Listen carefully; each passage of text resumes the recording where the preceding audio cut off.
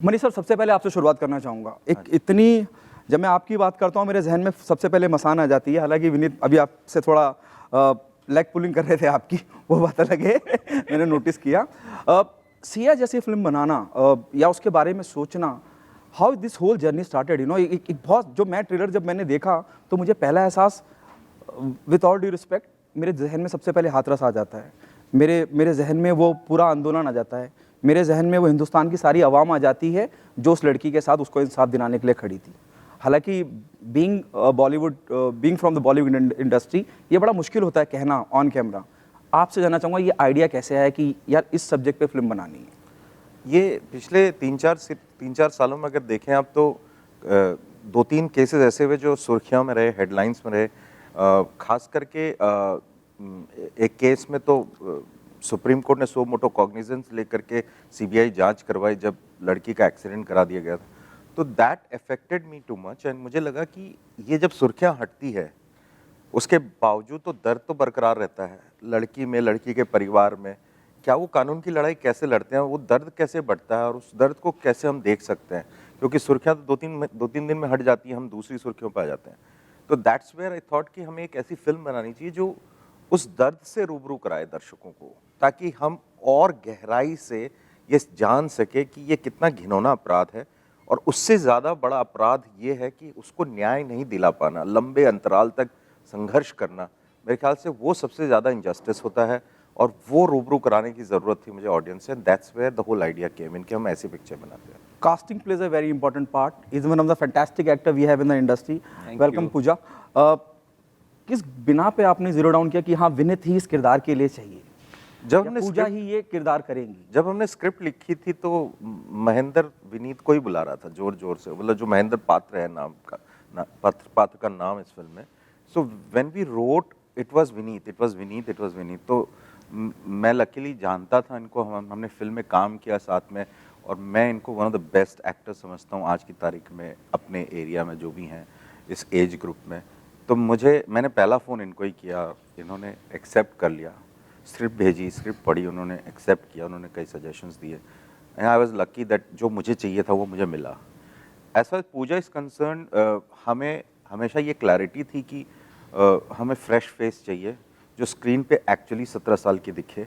और क्योंकि हम अगर सेटल्ड हीरोइन को लेंगे या एक्टर को लेंगे तो उसके साथ बैगेज आएगा कई फिल्मों का, और लकीली हमें पूजा मिल गई और she is a brilliant actor in herself. So भगवान का शुक्रगुजार हूँ कि हमें ऐसा कॉम्बिनेशन मिला और फिल्म हमारी बिल्कुल वैसी ही बनी जैसी हमने सोचा था।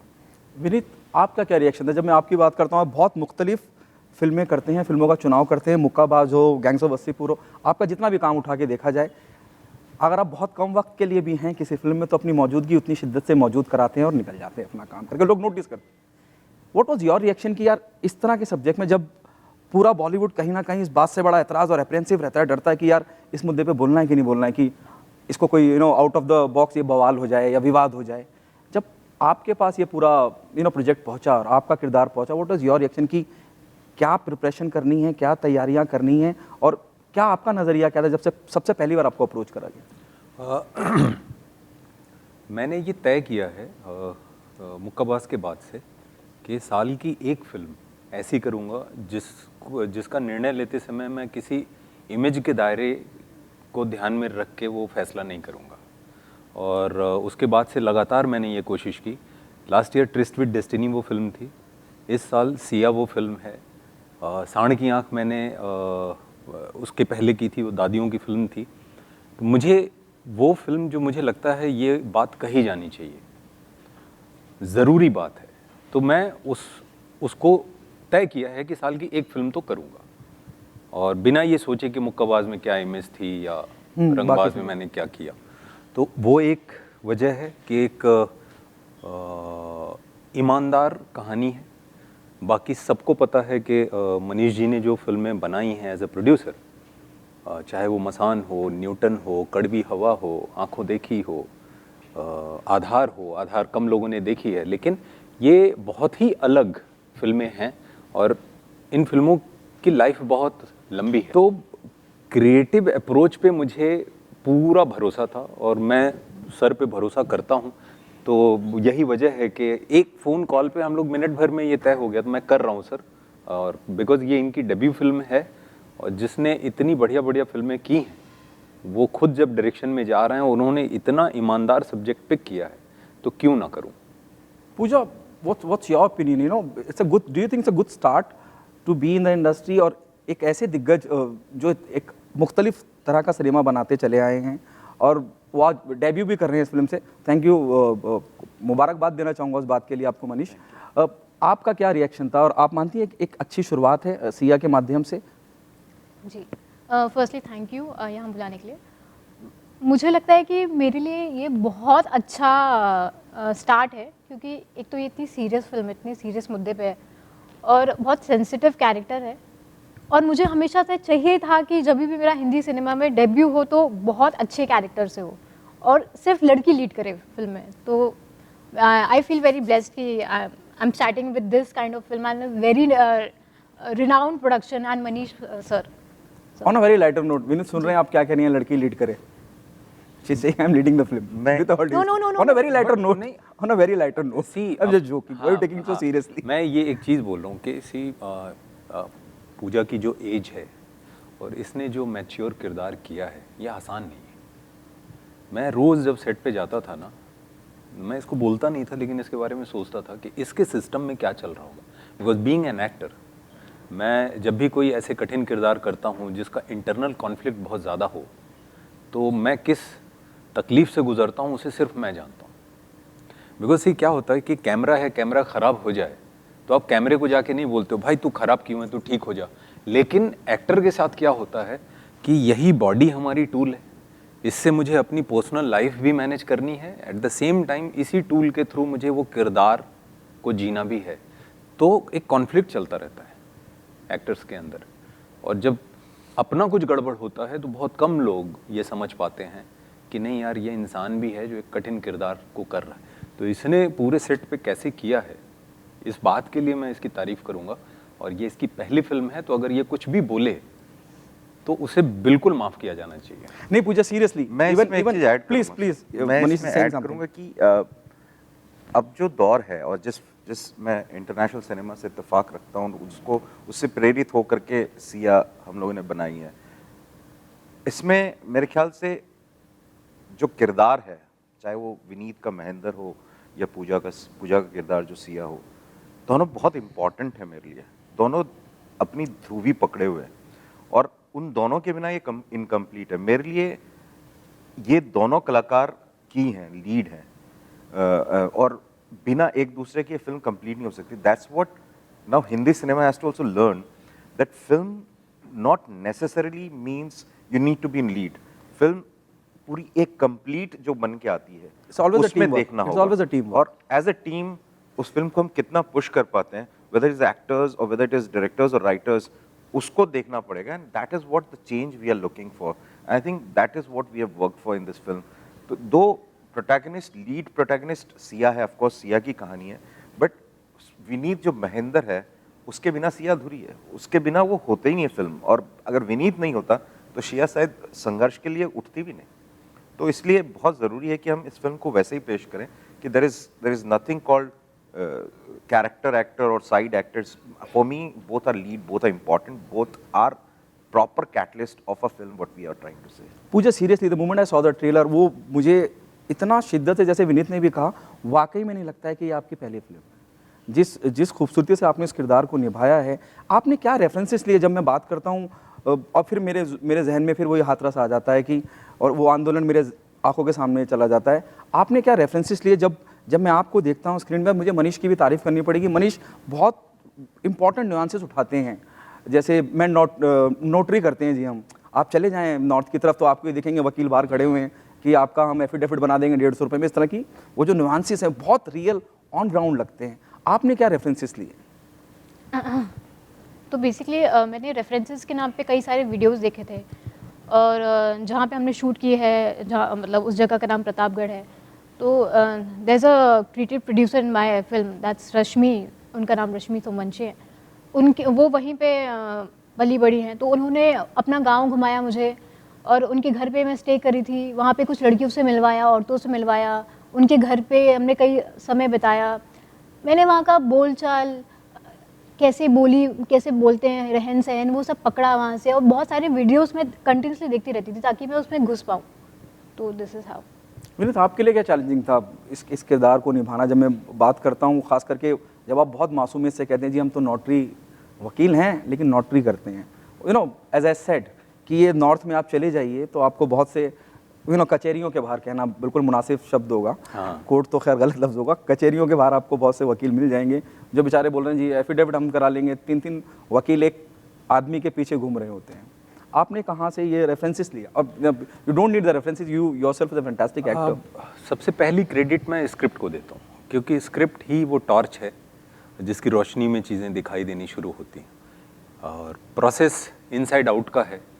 तो किरदार किस तरीके से सोचा है राइटर ने, और मनीष जी से जब भी बात हुई तो महेंद्र को वो कैसे देख रहे हैं, तो मुझे जो चीज़ समझ में आई कि ये वो किरदार नहीं है जो फिज़िकली नॉर्मली जो हमारी फिल्म में होता है कि किसी पॉइंट पे एक ऐसा चेंज आया और वो जाके सब कुछ तहस नहस करके चला आता है, सब ख़त्म कर देता है और जस्टिस मिल जाता है। ये वो फिल्म नहीं है।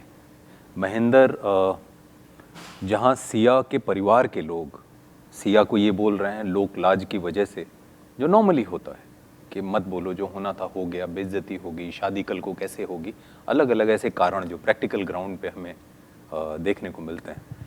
जहाँ पूरा परिवार इसमें लगा हुआ है, वहाँ महेंद्र की खास बात मुझे ये लगती है कि ये ना तो ब्लड रिलेशन में है, ना रिश्तेदार है, ना इसे कोई आर्थिक लाभ होने वाला है, ना इसे कोई सामाजिक लाभ होने वाला है, ना इसका कोई इस तरह का उद्देश्य है, फिर भी ये खड़ा होता है। तो ये बहुत खूबसूरत तरीके से लिखा हुआ था और यही चीज़ मुझे मनीष सर ने बताई। तो मुझे हमेशा ये था कि सिया को अगर मैं क्रॉस कर गया तो ये फिल्म की ईमानदारी, मैं अपने लिए कुछ लूट लूँगा एज एन एक्टर, लेकिन टोटलिटी में फिल्म को नीचे खींच दूंगा। मैंने फिर ये था। और मेरे लिए एक मुश्किल ये थी दूसरी कि जब सर से मिला उस समय मैं कुछ प्रिपेयर कर रहा था, तो मैं 83-84 kg का था। तो मतलब अपीयरेंस ही ऐसा था कि ये आदमी 2 लोगों से 4 लोगों से फिजिकली निपट लेगा। महेंद्र वो है नहीं, महेंद्र दुबला पतला। तो मेरे लिए बड़ा ये था कि मैं कैसे अभी वेट कम करूं, क्योंकि सर ने बोला सर ये तो मतलब ये महेंद्र है ही नहीं है जो आप दिख रहे हो। बोले ठीक है सर करता हूँ। तो ये हमेशा आ जाता है एक भार मेरे ऊपर, मैं चलता हूँ किसी दिशा में। और याद है मैंने गैंग्स ऑफ वसेपुर से पुरानी फोटो निकाल करके आपको देखी, मुझे ऐसा दिखना है। हाँ, तो मैं बोला अरे ये तो मतलब ये तो मुझे जाना पड़ेगा 57 किलो, मैं 83 था। तो रिड्यूस करते करते करते करते मैं कैसे मैनेज करते हो यार विनीत? मतलब रंगबाज का किरदार अलग, गैंग्स ऑफ वसीपुर का किरदार अलग, हर किरदार, और वो कहीं पे भी ये महसूस नहीं होता है कि यार कहीं विनीत अपने आप को रिपीट कर रहे हैं? भूख और करने के लिए आपकी बेचैनी। मैं तो एक्टर ही हूँ, मैं तो एक ही काम कर रहा हूँ। मैं तो हमेशा ये सोचता हूँ कि आप कैसे मेंटेन करते हैं। ये गल्फ में बैठे हैं, कंपनी चला रहे हैं, पेंटिंग करते हैं, किताब लिखते हैं, स्पीच देते हैं, प्रोडक्शन हाउस चला रहे हैं, और ये फिल्म बनाई है, पूजा की तो पहली फिल्म है। इनकी मुझे लगता नहीं देख के कि पहली फिल्म है। Even I don't think even I don't think इनसे पूछिए ये सवाल कि ये कैसे करते हैं। नहीं, मेरा एक बहुत, मैं शुरुआत से एक सवाल पूछना चाह रहा हूँ आप सबसे। मैं पूछा भी कई बार, आपने उस तरह का जवाब नहीं दिया जो जवाब मैं एक्सपेक्ट कर रहा हूँ। एक हमेशा से बॉलीवुड बड़ा सॉफ्ट टारगेट रहा है, निशाने पे रहता है।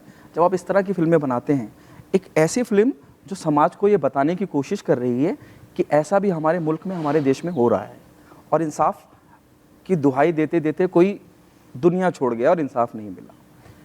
क्या विवादों से भी आपको लगता है कि विवाद भी हो सकते हैं जब आप इतना सेंसिटिव सब्जेक्ट उठाते हैं, और हर कहीं ना कहीं से कोई एक सो कॉल्ड पॉलिटिकल पार्टी, कोई संस्था उठ के खड़ी हो जाती है और किसी एक बात पे एतराज़ कर देती है?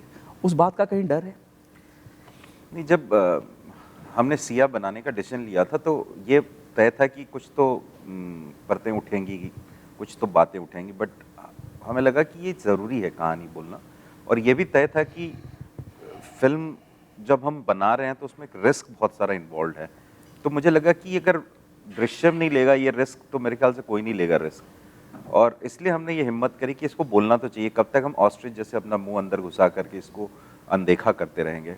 तो इसलिए बट ये भी हमने बहुत करीने से हमने स्क्रिप्टिंग में किया कि हम बहुत एज पे चलें, हम कोई जगह का कोई तरफ कोई संदेश देने के चक्कर में या किसी पॉलिटिकल टर्मोइल या कोर्ट सीन्स में जाके नहीं फंसेंगे। हम एक इमोशनल जर्नी लेंगे जो बहुत बैलेंस सेंसिटिव होगी बट बहुत ही इमोशनल जर्नी होगी।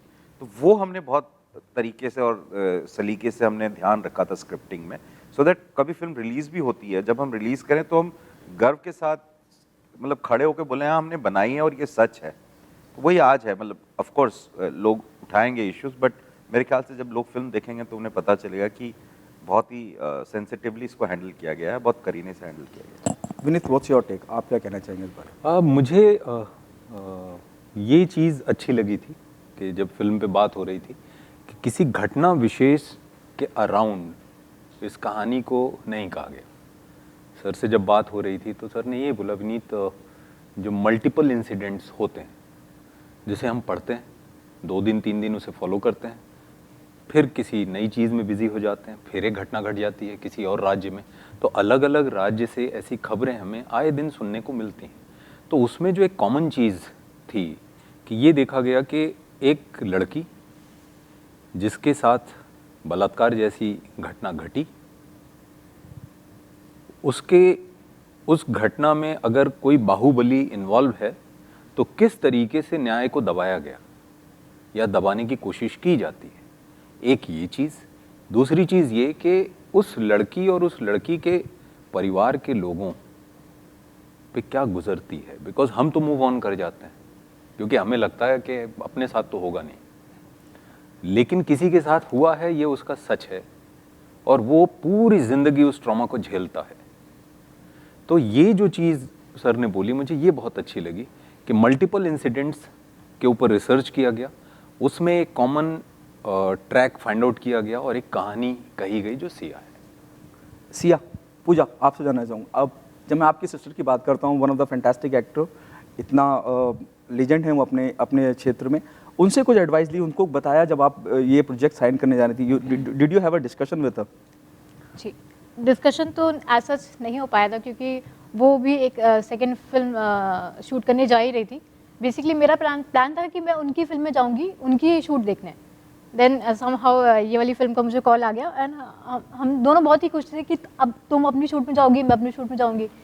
बट मैंने उनसे डिस्कस, जैसे मैं अपनी सारी फिल्म्स के लिए जो भी मुझे ऑफर आते हैं मैं उनसे पूछती हूँ, एडवाइस लेती हूँ, कुछ गलत या सही, वो मुझे एडवाइस देती हैं, बट वो एट लास्ट उनका ये रहता है कि तुम तुम्हारे डिसीजन पे ही स्टिक रहो, क्योंकि अगर मैं तुमको गाइड करती रहूँ, मैं तुमको गाइड करूँगी, अगर बट मैं ही तुमको बताती रहूँगी तो तुम नहीं सीखोगी। तुम खुद के डिसीजन पे स्टिक रहो and go with the flow, जाओ कर लो। आखिरी सवाल मनीष सर आपसे मेरा, जब कोई भी फिल्म बनाता है, film making is a very serious business, बहुत पैसा लगता है, पीएनए, मार्केटिंग, दुनिया भर का तामझाम जुड़ा होता है। और मैं जितना आपका सिनेमा मैंने देखा है, मसान की बात करूं या बाकी फिल्मों का जो जिक्र किया, उसमें कमर्शियल एस्पेक्ट में कभी भी, अगर उसको मैं खुद भी गणित लगाऊं तो मुझे समझ में नहीं आता कि होता कैसे होगा, you know better than me. इन सब बातों को जब कमर्शियल एस्पेक्ट की मैं बात करता हूँ, उसको भी नज़रअंदाज करके किस जुनून से आप फिल्में बनाते हैं और क्या कमर्शियल एस्पेक्ट का क्या सोचते हैं कि वो कैसे होगा, आउटकम क्या क्या होगा, या सिर्फ फिल्म बनानी है कि एक वक्त होता है कि जुनून से फिल्में बनाई जा रही हैं, आज कॉर्पोरेट इन्वॉल्व है, वहाँ कैलकुलेटर पे फिल्में बन रही हैं कि इससे इतना आएगा, इससे इतना आएगा, डिजिटल राइट से इतना आएगा। What's your take on that? नहीं, जब हम फिल्म बनाते हैं हम ये मान के चलते हैं कि पहले कहानी को समझें, कमर्शियल एस्पेक्ट को हम एक बार साइड रखते हैं, कहानी को समझें, कहानी हमारे बीच की कहानी है कि नहीं, हमारे आसपास जो बिखरी हुई किस्से हैं उसमें से है कि नहीं, और एक कॉमन आदमी है जो वो इसका हीरो है कि नहीं, जो उसमें से निकल के आता है। कहानी बहुत इंपॉर्टेंट होती है। उसके बाद बजट पे आते हैं। बजट बहुत सीरियस इशू हमारे लिए, क्योंकि मैं अपने मतलब सैलरी अर्न करके फिल्म बनाता हूँ, तो वो बहुत इंपॉर्टेंट है कि बजट बहुत लिमिट में रहे, इसलिए हम मेहनत ज़्यादा करते हैं और अच्छे लोगों के साथ काम करते हैं। तीसरा जो इम्पोर्टेंट चीज़ है जो हमारी फिलॉसफी है दृश्यम फिल्म्स में, वो है कंसिस्टेंसी। हमने ये मान के चला है कि इसमें लंबा समय लगेगा, बट कंसिस्टेंटली अगर हम क्वालिटी फिल्म्स डिलीवर करेंगे जो सिर्फ फ्राइडे सैटरडे संडे तक के लिए जीवित ना हो, बल्कि सालों साल के लिए जीवित हो, तो हमें कंसिस्टेंटली इसको करना पड़ेगा। एक के बाद के बाद के बाद के बाद हमें ऐसी फिल्में बनानी होगी। तो ये फिलॉसफी के साथ हम चलते हैं और जहाँ तक कमर्शियल एस्पेक्ट की, हमारी फिल्में कोई बड़ी फिल्मों के 1/3 ऑफ एडवर्टाइजमेंट P&A के बजट से भी कम में बनती है, ठीक है, बट उसकी प्रोडक्शन वैल्यू आप देखोगे तो शानदार होती है, इसलिए हमें कमर्शियली कभी कोई प्रॉब्लम नहीं होती है। उसके अलावा एक और चीज़ जो मैं पर्सनली बिलीव करता हूँ कि फिल्में तो मैं अपनी पैशन के लिए, अपने जुनून के लिए बनाता हूँ, शौक है मुझे फिल्में बनाने का, व्यापार नहीं है मेरा।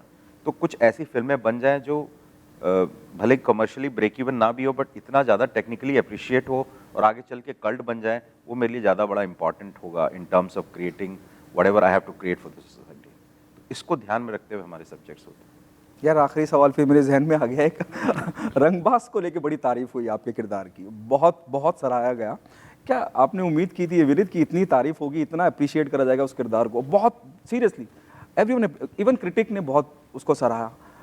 क्या कहना चाहेंगे उस खास उस रंगबाज के उस किरदार को लेकर? मैं रंगबाज की पूरी टीम को धन्यवाद देना चाहूँगा, क्योंकि मैंने कभी कोई ऐसा किरदार नहीं किया था जो पॉलिटिक्स में हो या ऑर्गेनाइज्ड क्राइम से बिलोंग करता हो या 30 साल की जर्नी ऑन स्क्रीन हो।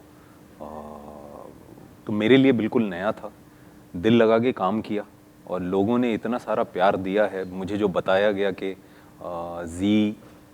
Z5 के जो भी शोज़ हैं, officially it's number 1, it's break all the records on 10th डे। तो मैं खुद ही सरप्राइज़ हूँ, खुश हूँ, बहुत खुश हूँ। कभी ये नहीं हुआ था सर कि मुझे हमेशा ये होता कोई चीज़ रिलीज़ होती है तो हाँ यूपी, बिहार, महाराष्ट्र और अपने यहाँ के जो स्टेट हैं वहाँ दोस्त हैं या किसी ने देखा, उनके संदेश मिल गए। लेकिन 3rd day onwards I was getting calls, messages from US, UK, Canada, Australia, Mauritius, gulf country.